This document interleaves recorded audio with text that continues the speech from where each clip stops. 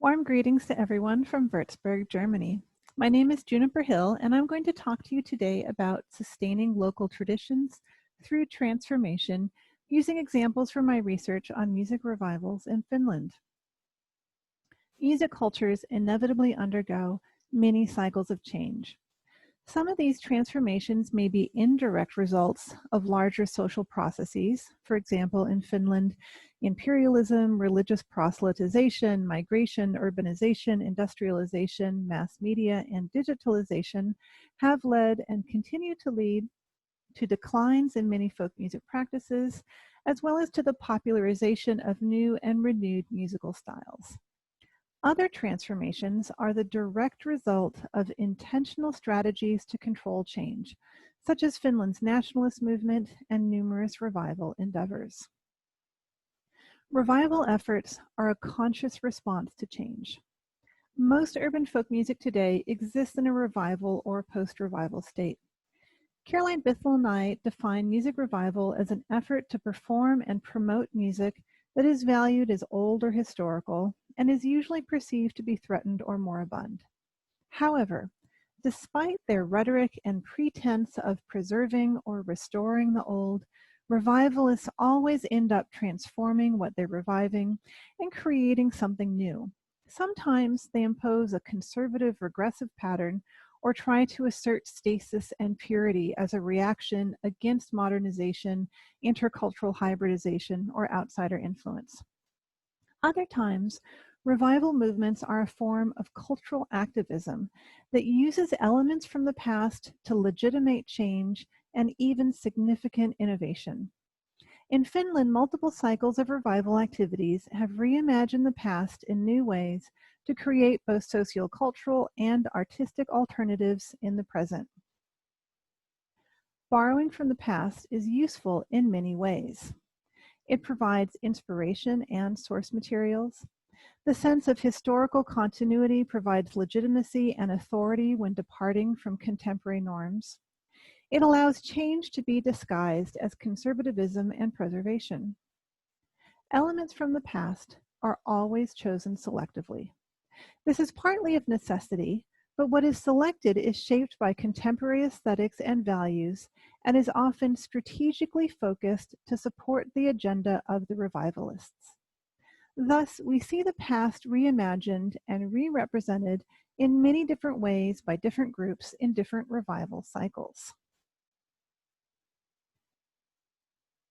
When historical musical traditions are invoked and put to use in the present, they're decontextualized from their original music cultures and recontextualized into new social, cultural, geographical, temporal, and/or technological settings. Decontextualization can provide many freedoms. Freedom from the constraints and norms of the original culture, freedom to ignore certain aspects of the tradition, and freedom to reinvent, reimagine, or borrow from abroad. At the same time, recontextualizing the tradition brings new demands. In order to achieve public acceptance and governmental or institutional support for the cultural and musical changes introduced, revivalists need to obtain legitimacy and authority. Authenticity can be a helpful tool for this. Authenticity is often naturalized and essentialized, but really it's based on a set of selective criteria for judging a performance or performer. This criteria is determined by musicians, scholars, activists, and/or community members. Scholars and academic musicians often play a big role in setting the criteria of authenticity. Authenticity criteria are ideals that may be product-oriented, process-oriented, or person-oriented, and they're strategically transformed with each revival cycle. Other key components of revival theory include the essential role of scholar activists, transmission, promotion, and dissemination processes, and post-revival states. However, in the interest of time, I'm going to move directly to some examples from the Finnish case study. Example 1. One of the most profound and powerful transformations of heritage occurred during the Romantic nationalist and public enlightenment movements of the 19th century. Finnish intellectuals embraced the ideas of German philosopher Gottfried von Herder, about the embodiment of the national soul in rural folk traditions and the need for a nation's art to be developed out of its own national heritage.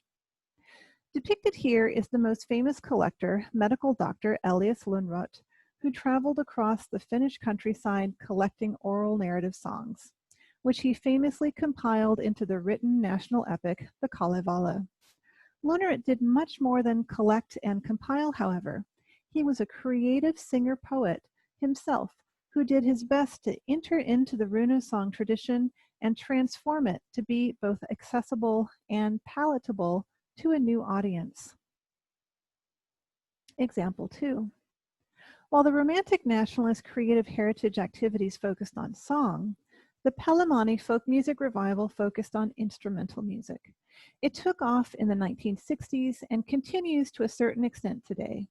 Musical styles previously considered to be local dance and entertainment music were recast as folk music and promoted in an explosion of festivals and amateur musician organizations.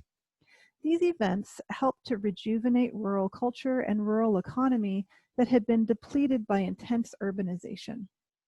Though relatively conservative in its politics, this revival led to unprecedented numbers of non-professional hobbyist musicians performing and even composing. There was such a creative outpouring that Heikki Laitinen refers to this revival as a great therapeutic process. Master folk musician and pedagogue Mauno Järvelä hails the Pelimani scene for its egalitarian community building. Example 3, contemporary folk music. In the previous two examples, authenticity ideals were product-based in the sense that they focused on styles and repertoires of an idealized national heritage, and they were also person-based in the sense that they elevated master singers and master fiddlers. In the case of contemporary folk music, or in Finnish nykykansanmusiikki, activists like Heikki Laitinen, Rauno Nieminen, and Hannu Saha refocused the authenticity criteria on process, in particular, the creative process. They also embraced transnational Finno-Ugric, Nordic, and global folk identities. This allowed contemporary musicians a tremendous range of artistic freedom to collaborate internationally, incorporate musical elements from other cultures and genres, and develop new sounds and styles. Indeed, Professor Laitinen at the Sibelius Academy demanded from his position of institutional power that folk musicians also have the right to develop an avant-garde. And here is an example of Heikki Laitinen, who is the singer performing avant-garde folk music.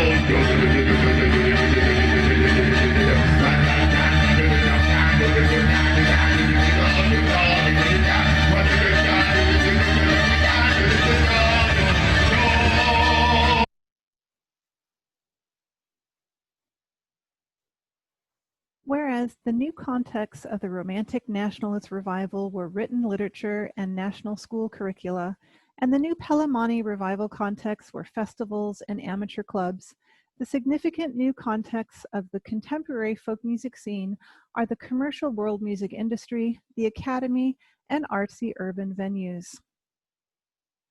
In all of these examples, musical traditions with historical roots and strong connotations of heritage are recontextualized and transformed. On the one hand, calling on the past has been used to legitimize and support artistic and cultural changes in the present. At the same time, these very changes in both context and content are what keep these traditions alive.